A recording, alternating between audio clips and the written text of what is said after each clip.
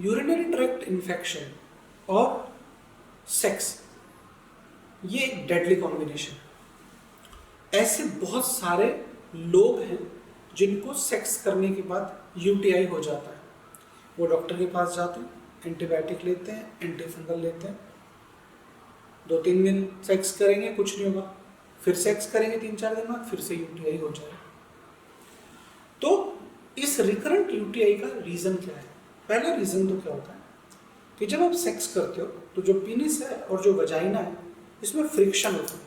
अब सपोज करो कि जो आपका बैक्टीरिया है या जो भी इन्फेक्शन है, जो मोस्ट कॉमन इन्फेक्शन है यूटीआई का, वो है ई कोलाई।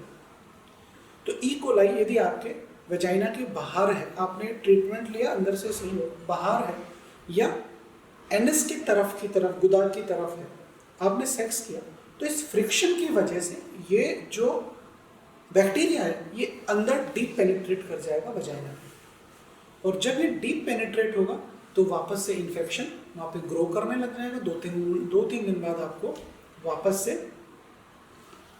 यूटीआई हो जाएगा, पेशाब में जलन हो जाएगी, वजाइना के अंदर सफ़ेद पपड़ी जम जाएगी, और ये बार बार होता रहेगा। अब इसका जो एक रीज़न है वो क्या है?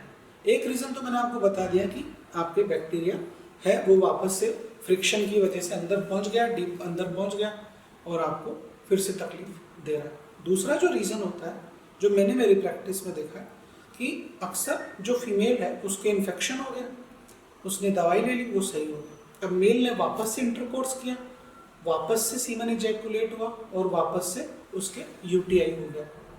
तो जो इन्फेक्शन का एक रीज़न क्या हो सकता है? मेल हो सकता है। और मेल के अंदर क्या हो सकता है?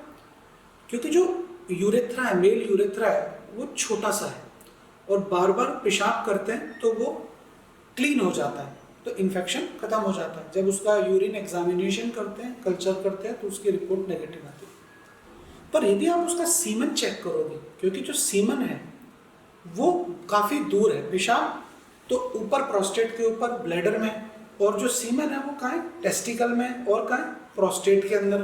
तो प्रोस्टेट के अंदर इन्फेक्शन, प्रोस्टाइटिस हो सकता है, ब्लैडर में इन्फेक्शन हो सकता है, जहाँ सीमन बन रहा है टेस्टिकल, वहाँ इन्फेक्शन हो सकता है।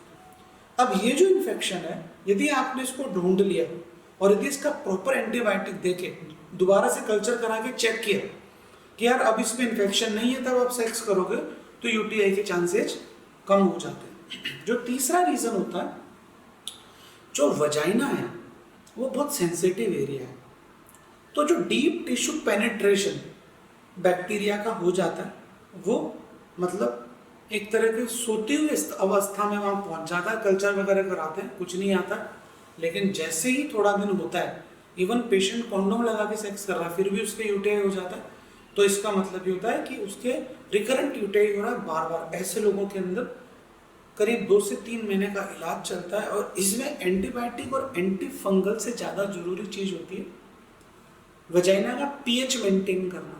और वजाइना का पीएच मेंटेन करने के लिए बहुत सारे मेडिसिन आते हैं, बहुत सारे सॉल्ट आते हैं, तो वो हम पेशेंट को देते हैं, प्रीबायोटिक्स देते हैं, तो उससे उसको काफ़ी आराम आ जाता है। तो यदि आपको रिकरेंट यूटीआई हो रहा है, तो इसका मतलब ये कि आपको और आपके पार्टनर को, दोनों को अपनी कुछ इन्वेस्टिगेशंस करानी चाहिए, स्वैब कल्चर वजाइना का कराना चाहिए, इससे हमें पता चल जाए कि इंटरनली कोई इशू तो नहीं है। हमारे पास जितने भी पेशेंट आते हैं, मैंने बहुत सारे कॉम्प्लिकेटेड यूटीआई के पेशेंट्स देखे हैं, और कईयों के तो स्थिति ये थी कि न्यूली मैरिड कपल था और रिकरेंट यूटीआई हो गया, मेल को वो प्रॉब्लम हुई, मेल के इश्यूज हो गए ग्लांस वगैरह पे, उनके डिवोर्स तक हो गए। उनको ऐसा लगा कि इसका कहीं कोई पुराना चक्कर वक्कर है, लेकिन चक्कर वक्कर औरत का नहीं था, मेल का ही था। तो ये सब चीज़ें जो इस तरह की कॉम्प्लिकेशन है, बड़ी आसानी से सुलझाई जा सकती।